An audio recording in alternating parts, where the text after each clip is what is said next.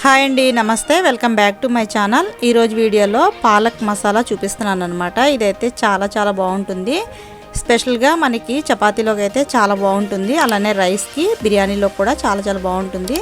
చేసుకోవడం కూడా చాలా సులువుగా చేసుకోవచ్చు. ఇప్పుడు ఇది ఎలా చేసుకోవాలో చూద్దాము. ముందుగా స్టవ్ ఆన్ చేసి గిన్నె పెట్టి వాటర్ని యాడ్ చేసుకుని బాగా మరిగించుకోవాలి.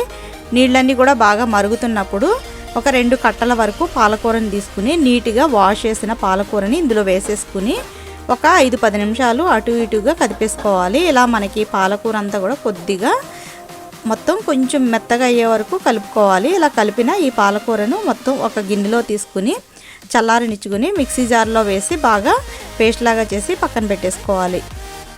స్టవ్ ఆన్ చేసి కడాయి పెట్టి కొద్దిగా ఆయిల్ వేసుకోవాలి. మన కర్రీకి సరిపడా ఆయిల్ని వేసుకుని ఆయిల్ బాగా హీట్గా అయిన తర్వాత సన్నగా కట్ చేసిన ఒక 2 ఉల్లిపాయలు అలానే ఒక పచ్చిమిర్చి సన్నగా కట్ చేసి ఇందులో వేసేసి కొంచెం సాఫ్ట్గా అయ్యే వరకు బాగా ఫ్రై చేసేసుకోవాలి. ఇలా మనకి బాగా సాఫ్ట్గా అయిన తర్వాత ఒక చెంచా వరకు ఇందులో కొద్దిగా శనగపిండిని యాడ్ చేసుకోవాలి.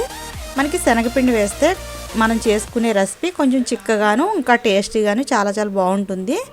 మనకి శనగపిండి అంతా కూడా కమ్మటి వాసన వచ్చే వరకు కూడా బాగా వేయించుకుని మొత్తం అంతా కూడా బాగా వేయించుకోవాలి. ఇలా మొత్తం అంతా కూడా బాగా వేగిన తర్వాత ఒక 2-3 వెల్లుల్లి రెబ్బలు, ఒక 2 పచ్చిమిర్చి క్రష్ చేసి ఇందులో వేసేసుకోవాలి.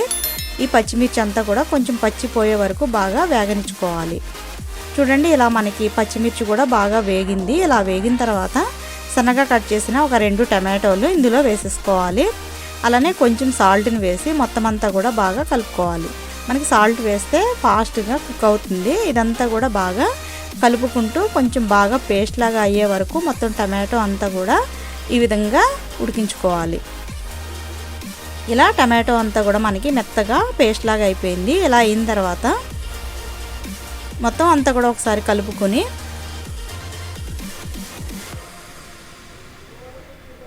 ముందే మిక్సీ పట్టిన ఈ పాలకూర పేస్ట్ అంతా కూడా ఇందులో వేసేసుకుని మొత్తం అంతా కూడా ఈ విధంగా కలిపేసుకోవాలి. ఇలా పాలకూర అంతా కూడా కలిపి కొంచెం పాలకూర అంతా పచ్చివాసన పోయే వరకు కొంచెం సేపు ఈ విధంగా కలుపుకోవాలి. లో ఫ్లేమ్లో పెట్టి బాగా ఉడికించుకున్న తర్వాత మనం స్పైసీ ఎంతైతే తింటామో అంత కారాన్ని యాడ్ చేసుకోవాలి.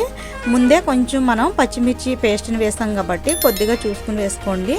ఇప్పుడు ఇందులోనే కొద్దిగా వాటర్ని కూడా యాడ్ చేసుకోవాలి. ఒక చిన్న కప్పుతో వాటర్ని యాడ్ చేసుకుని కొంచెం సేపు ఉడికించుకోవాలి.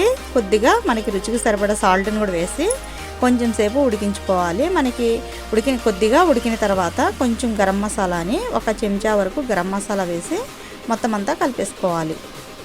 చూడండి, ఈ విధంగా కలిపిన తర్వాత కొద్దిగా మేగడని తీసుకుని బాగా బీట్ చేస్తే మనకి ఒక క్రీమీలాగా వస్తుంది. ఇదంతా కూడా ఇందులో వేసి బాగా కలుపుకోవాలి.